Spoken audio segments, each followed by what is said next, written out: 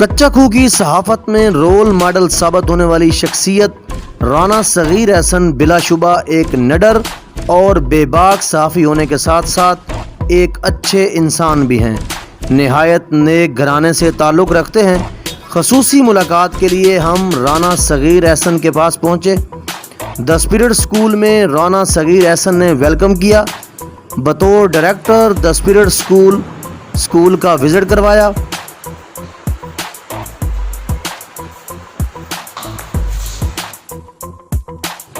बतौर मेज़बानी सगीर साहिब की तरफ से खातिर तवाज़ो भी की गई। जी नाज़रीन कराम, इस वक्त हम मौजूद हैं कच्चा खूह प्रेस क्लब रजिस्टर्ड कच्चा खूह के जनरल सेक्रेटरी जनाब राना सगीर एहसन साहब के पास। आप कच्चा खूह के मशहूर मारूफ school 10 period school Ehsan campus कच्चा खूह के डायरेक्टर भी हैं। इसके अलावा TCS फ्रेंचाइज भी आपके पास है। पाकिस्तान मीडिया काउंसिल के भी आप मेंबर हैं और सीनियर मेंबर हैं।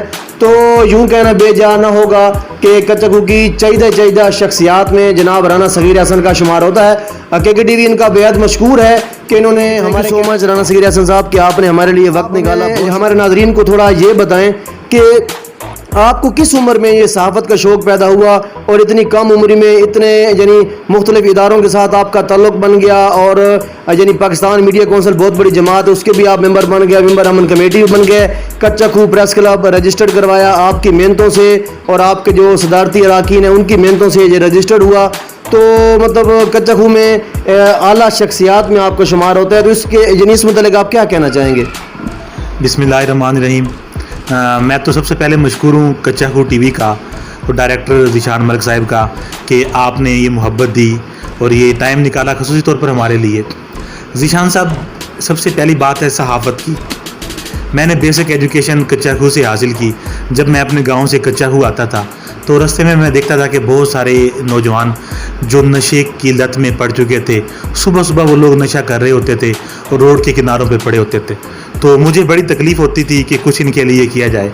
तो मैंने बहुत सारे तरीके देखे, बहुत सारी मैंने जगह देखी। अपनी एजुकेशन मुकम्मल करने के बाद मैंने मुनासिब ये समझा कि सहाफ़त से बेहतर कोई ऐसा फील्ड नहीं है, सहाफ़त से बेहतर कोई ऐसा इदारा नहीं है कि जो इस मंशियात फ़रोशी के ख़िलाफ़ लिख सके और इसको हाईलाइट कर सके। तो अल्हम्दुलिल्लाह उस पर हमने मंशियात के हवाले से लिखा।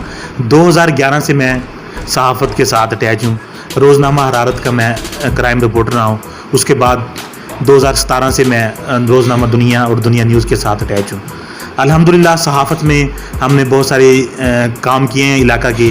जो काम हमारे ज़िम्मे थे हमने उनको अच्छे तरीके से अंजाम दिया है। यहाँ पे जो सबसे बड़े मसाइल थे, एक तो रेलवे फाटक का है, ग्राउंड का है, उससे हट के जो साफ़ पानी का है, वो हमने हमेशा उनको हाईलाइट किया है, अच्छे तरीके से उनको पेश किया है। और हमारे सियासतदान, ब्यूरोक्रेसी उनको हमेशा बताया है कि कच्चा खूह के मसाइल का हल किया जाए। तो अच्छा सगीर एहसन साहब, आप ज़रा ये बताएं कि अक्सर लोगों का ये कहना है कि आजकल के जो नौजवान सहाफ़ी हैं वो सहाफ़त को एक कारोबार समझ के कर रहे हैं। मतलब सुलह सफाई करवाना, दोनों तरफ से कमीशन लेना, यानी एक एज ए ब्रोकर सहाफ़ी काम करता है। तो क्या ये बात सच है? अगर सच है तो कितने % सच है? अगर नहीं है तो इसका माकूल जवाब आप क्या देना चाहेंगे? जी ज़ीशान साहब, अल्हम्दुलिल्लाह कच्चा खूह प्रेस क्लब और हमें ये एज़ाज़ हासिल है कि हमने हमेशा अपने इलाके में अमन व अमान और बाहमी इत्तफ़ाक़ के लिए अपना किरदार अदा किया है। कच्चा खूह का कोई सहाफ़ी किसी ब्लैक मेलिंग, किसी की पगड़ियाँ उछालने में मुलव्वस नहीं है। जिस शख्स के ख़िलाफ़ भी हमने लिखा है हमेशा उसको मेरिट पे लिखा है और जिसके हक़ में लिखा है उसकी तारीफ़ बनती थी तो हमने लिखा है। तो आपको यानी सहाफ़त के शोबे से आप यानी काफ़ी अरसे से रिलेटेड हैं, को किन किन मसाइल का आपको सामना करना पड़ा अपनी ज़ात के हवाले से? ज़ीशान साहब, थोड़ा सा मैं आपको बताता चलूँ कि सहाफ़ियों को इदारों की जानिब से कोई किसी किस्म का इनकम सपोर्ट नहीं किया जाता। ये एक शौक़ समझ के और एक खिदमत समझ के की जाने वाली सहाफ़त है। हमने कभी इसको अपने पेशा नहीं समझा। तो जब हमने किसी भी माफिया के खिलाफ़ लिखते हैं, अवाम के खिलाफ़ लिखते हैं, तो वो ऑटोमेटिकली हमारे खिलाफ़ होते हैं। उससे हट के जब हम माफिया के खिलाफ़ लिखते हैं, यहाँ पे हमने जेली पत्ती बेचने वालों के खिलाफ़ लिखा है। उससे हट के पानी चोर, اس کے علاوہ یہاں پہ دوسرے چوری کا سامان بیچنے والے، اس سے ہٹ کے یہاں پہ اور بہت سارے کام جس میں منشیات ہو گئی ہے، اور جو یہاں کا سب سے بڑا اہم جو مسئلہ ہے وہ یہ ہے کہ جو کرائم ہے وہ بہت زیادہ ہے، اس کے خلاف ہم نے لکھا ہے ہمیشہ. تو جب اس کے خلاف لکھا ہے تو آٹومیٹکلی ہمیں دھمکیوں کا سامنا بھی رہا ہے، ہمارے رستے بھی روکے گئے ہیں، ہمیں یہ بھی کہا گیا کہ آپ کو قتل کر دیں گے. لیکن الحمدللہ نہ ہم کسی سے ڈرے ہیں نہ ڈریں گے، انشاءاللہ مثبت صحافت دلیرانہ کرتے رہیں گے. بہت خوب. ناظرین، آپ نے رانا صغیر احسن صاحب کی زبانی سنا کہ صحافت کچا کھو پریس کلب نے ہمیشہ ایک جذبے اور جنون سے کی ہے، نہ کہ کاروبار سمجھ کے، اور حقیقت میں ہونا ہی ایسا چاہیے. اور کسی بزرگ نے کیا خوب لکھا ہے کہ دنیا میں اگر حق کو نہ پہچان سکو تو باطل کے تیروں کا رخ دیکھ لینا. تو صغیر احسن صاحب بتا رہے تھے کہ صحافت میں انہیں کافی مشکلات کا سامنا درپیش رہا، لیکن یہ سینہ سپر ہو کے اور ایک سیسہ پلائی دیوار بن کے جو ہے انہوں نے ان تمام چیزوں کا، تمام مسائل کا، تمام مصائب کا سامنا کیا. اور یہ اسی چیز کا نتیجہ ہے کہ آج ایک اچھی شخصیت اور ایک اچھے صحافی کے طور پر، ایک اچھے انسان کے طور پر کچا کھو میں جانے اور پہچانے جاتے ہیں. صغیر احسن صاحب بہت شکریہ. اب ذرا ایجوکیشنل انسٹیٹیوٹس کی بات ہو جائے. آپ ایک صحافی تھے تو صحافت کے شعبے میں آپ نے آگے جانا تھا، لیکن جی اچانک آپ کو کیسے خیال آ گیا یہ ایجوکیشن فیلڈ میں؟ یہ ایجوکیشن فیلڈ کا اور صحافت کا دور دور سے کہیں کوئی تعلق نظر نہیں آتا، لیکن آپ اس سے وابستہ ہو گئے، اس کی کوئی خاص وجہ؟ ذیشان صاحب، صحافت کا اور ایجوکیشن کا بڑا قریب کا تعلق ہے. صحافی جو ہے اس کا کام لکھنا ہوتا ہے، جو ایک ایجوکیشنسٹ ہے، جو تعلیم دینے والا، اس کا کام ہوتا ہے پڑھانا. تو میں سمجھتا ہوں کہ ہمارے لیے جو سب سے بہتر شعبہ تھا وہ تعلیم کا تھا. اس شعبے کو ہم نے صرف کاروبار سمجھ کے نہیں کیا، اس کو بھی ہم نے خدمت سمجھ کے کیا ہے. تو کچا کھو کے علاقے میں ایک اچھے برانڈ کا ایک ادارہ ہم لے کے آئے ہیں تاکہ ہمارے علاقے میں لوگ تھوڑی سی فیس دے کے اپنے بچوں کو اعلیٰ تعلیم دلوا سکیں.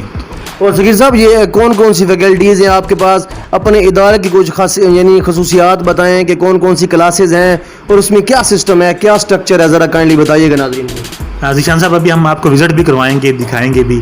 پلے گروپ سے لے کے میٹرک تک ہماری جو یہ MOU ہے، تو اس کے مطابق ہم نے تھوڑا سا بچے کو ماحول دینا شروع کیا ہے. ہمارا پلان یہ نہیں کہ بچے کے زبردستی، بچے میں شوق پیدا کیا جائے. جب بچہ اسکول کے 4 دیواری کے اندر انٹر ہو جاتا ہے تو اس کو شوق کو پڑھنے کا، اس کو ڈنڈا دے کے یا کوئی اسٹک یا کوئی سزا سے اس کو پڑھانا مقصود نہیں ہے، اور الحمدللہ ہم اس میں کامیاب ہوئے ہیں. بہت خوب.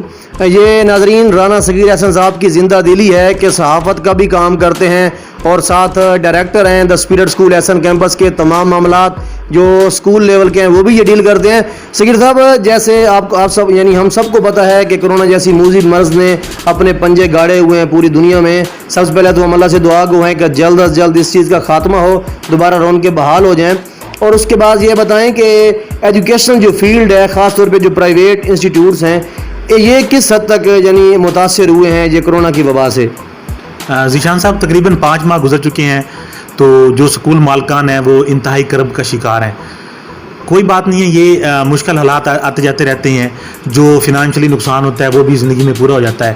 جو سب سے بڑا نقصان ہوا ہے وہ طلباء کا ہوا ہے، وہ تعلیمی نقصان ہوا ہے جو ساری زندگی پورا نہیں ہو سکتا، لیکن پھر بھی اگر زندگی ہوئی تو وہ بھی پورا ہو جاتا ہے. تو میں حکومت وقت سے اپیل کرتا ہوں، جو پرائیویٹ ادارے ہیں جو رینٹ پے کرتے ہیں ان کو آٹومیٹکلی فیسیں جب نہیں ملی تو وہ رینٹ کہاں سے پے کریں گے؟ تو حکومت کو چاہیے کہ ان کی امداد کرے. اگر امداد نہیں ہو سکتی تو ان کو سستے قرضے دے کر ان کو ان کے پاؤں پہ کھڑا کیا جائے. جی بہت شکریہ رانا صغیر احسن صاحب، آپ ہمیں ایجوکیشن انسٹیٹیوٹس کے متعلق گائیڈ کر رہے ہیں. تو ابھی لاسٹ میں آپ جو ہماری جتنی بھی یہ جرنلسٹ پارٹی ہے یا کچا کھو میں جتنے بھی صحافی ہیں یا اوورال جو ہمارا پروگرام دیکھ رہے ہیں، جو بھی صحافی ہمارا پروگرام دیکھے گا، تو آپ صحافت کے شعبے سے وابستہ لوگوں کو کیا پیغام دینا چاہیں گے؟ جی ذیشان صاحب، میں اپنی برادری کو پیغام دینا چاہوں گا کہ اپنی صفوں میں اتحاد پیدا کریں، اپنے علاقے کے مسائل اچھے طریقے سے ان کو ہائی لائٹ کریں. اپنے علاقے میں جو آپس میں لوگوں کے مسائل ہیں، لڑائی جھگڑے ہیں، ان کو کوشش کریں کہ ٹیبل پہ بیٹھ کے وہ حل ہوں. اپنے علاقے میں آپ کا ایک کردار ہونا چاہیے، ایک شخصیت ہونی چاہیے، نہ کہ لوگ آپ کو بلیک میلر کے نام سے یاد کریں. بہت خوب. ناظرین، صغیر احسن صاحب ہمیں بتا رہے تھے کہ یکجا اور اکٹھا رہنے میں ہی ہر ایک کی بھلائی ہے.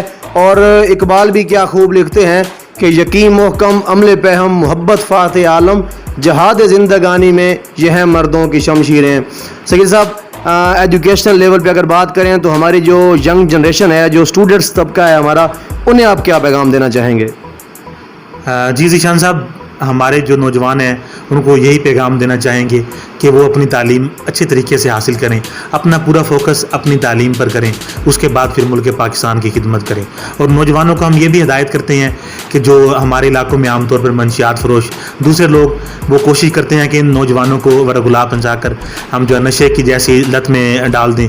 تو بطور والدین یہ والدین کو بھی چاہیے کہ وہ اپنے جو اولاد ہے، اپنے جو بچے ہیں ان پہ خصوصی نظر رکھیں تاکہ ہمارے بچے یہ ان برائیوں سے بھی بچ سکیں. بہت خوب. صغیر صاحب، آپ دو شعبے آپ نے جو ہمیں بتائے جس میں ایجوکیشن ڈپارٹمنٹ آ گیا، اس کے بعد آپ کی یہ جرنلزم صحافت آ گئی، اس کے علاوہ ایک اور شعبہ ٹی سی ایس کے فرنچائزی ہیں آپ کچا کھو میں، تو اس حوالے سے بھی ذرا ہمیں آپ گائیڈ کریں کہ ٹی سی ایس یعنی یہ تینوں شعبے ایک دوسرے سے بالکل ریلیٹڈ نہیں ہیں، لیکن پھر بھی آپ نے یہ تینوں اپنائے، اس کی کوئی خاص وجہ؟ آپ ٹی سی ایس کے فرنچائزی ہیں، اس کی کیا وجہ ہے؟ جی ملک صاحب، یہ تینوں شعبے صرف خدمت کی نیت سے میں نے اپنائے ہیں اور انشاءاللہ اللہ پاک نے مجھے اس میں کامیاب کیا ہے. ٹی سی ایس جو ہے وہ ایک کوریئر سروس کمپنی ہے جس کا پہلے آفس خانے واد اور میاں چنو میں تھے. وہ تقریباً کچا کھو سے 30 کلومیٹر تھے. تو یہاں جو بچے اور ہماری بچیاں جو اپلائی کرتے تھے مختلف جابس کے لیے تو ان کو خانے وال یا میاں چنو جانا ہوتا تھا. کسی نے کوئی ڈاکومنٹ بھیجنے اس کو بھی بڑی کرب کے بعد وہ جاتا تھا. وہاں پہ کبھی آفس بند ہوتا تھا، کبھی ٹائم نہیں ہوتا تھا. تو اس طریقے سے وہ سارا دن اپنا ضائع کر کے واپس آ جاتے تھے، انہیں کام نہیں ہوتا تھا. تو علاقے کی آسانی کے لیے ہم نے یہ ٹی سی ایس کو ریکویسٹ کر کے یہاں پہ فرنچائز لی تاکہ جو میرے علاقے کے لوگ ہیں، میرے علاقے کے وہ طالب علم ہیں جنہوں نے ایڈمیشن بھجوانے ہیں، جنہوں نے جاب کے لیے اپنے اپلیکیشن فارم بھجوانے ہیں، وہ آسانی سے کچا کھو سے بھجوا سکیں. جی بالکل. ناظرین، تاریخ ہمیشہ انہی لوگوں کو یاد کرتی ہے جو دنیا میں کوئی اچھا کام کرتے ہیں، عوام الناس کی فلاح و بہبود میں بڑھ چڑھ کے حصہ لیتے ہیں. تو بلا شبہ رانا صغیر احسن صاحب انہی لوگوں میں سے، انہی لوگوں کی صفوں میں ان کا شمار کیا جاتا ہے. آج کا یہ پروگرام یہیں پر اختتام پذیر ہوا. مزید اچھے پروگرامز، اچھے سیگمنٹس کے لیے دیکھتے رہیے کے T V. Thank you so much. اللہ حافظ.